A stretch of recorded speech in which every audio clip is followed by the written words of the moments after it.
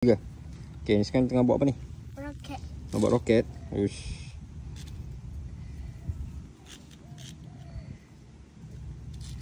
Wow. So, lepas tu Sekarang kena ni. color-colorkan dia. Lorik-lorikkan dia. Okay, roket ni dia nak bawa pergi mana? Tengoklah apa yang suruh dekat atas roket ni. Yelah, roket ni nak untuk pergi ke mana punya? Tunggulah. Oh, tunggu. Okay. Tengok Isa bawa dia pergi ke mana. Okay. Atas ni sebab apa Tengok ni Tengok kat atas sebab apa. Ni nak buat moon. Moon, wush. Ada moon pula. Okay, situ moon. Tu ada apa tu? Ni moon. Yang ni sini apa? Ni. Tak nampak. Tak nampak? Okay. Lepas tu kena buat circle. Circle, okay. Kat moon tu ada circle. Kat moon dia ada circle banyak kan.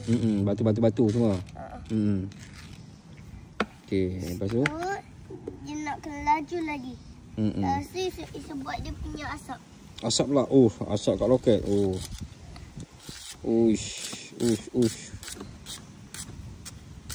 Api dia pula. Api dia pula. Lepas tu?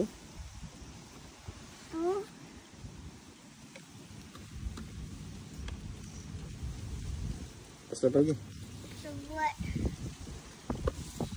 ada satu orang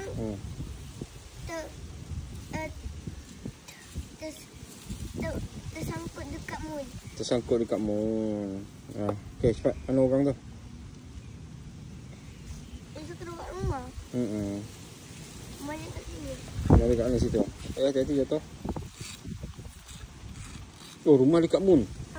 Ush. Dia tersangkut dekat moon. Oh, okay. Next, lepas tu ada apa? Orangnya.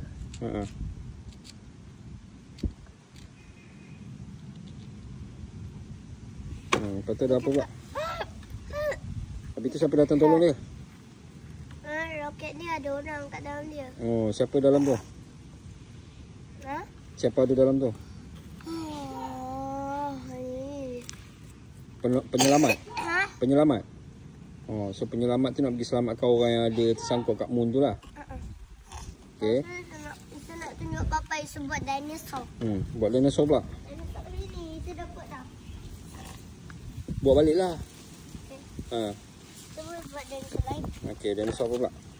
Buat sebelah sana. Tu sebelah sana. Tak sebelah moon tu je. Sebelah moon tu je.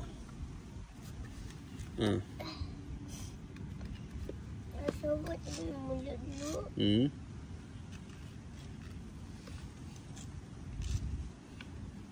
So, pakai gigi. Okay.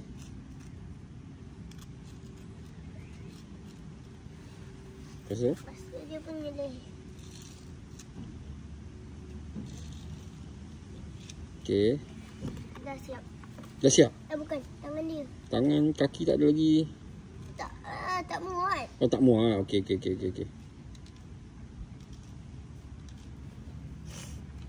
siap. Okay, tu dinosaur apa tu? T-Rex tu. T-Rex. Dia punya badan. Oh, lorikkan dia punya badan. Oh. Ada orang bunga api. Kuatnya.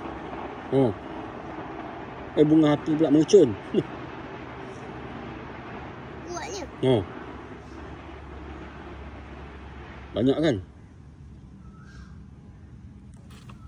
Nampak sana.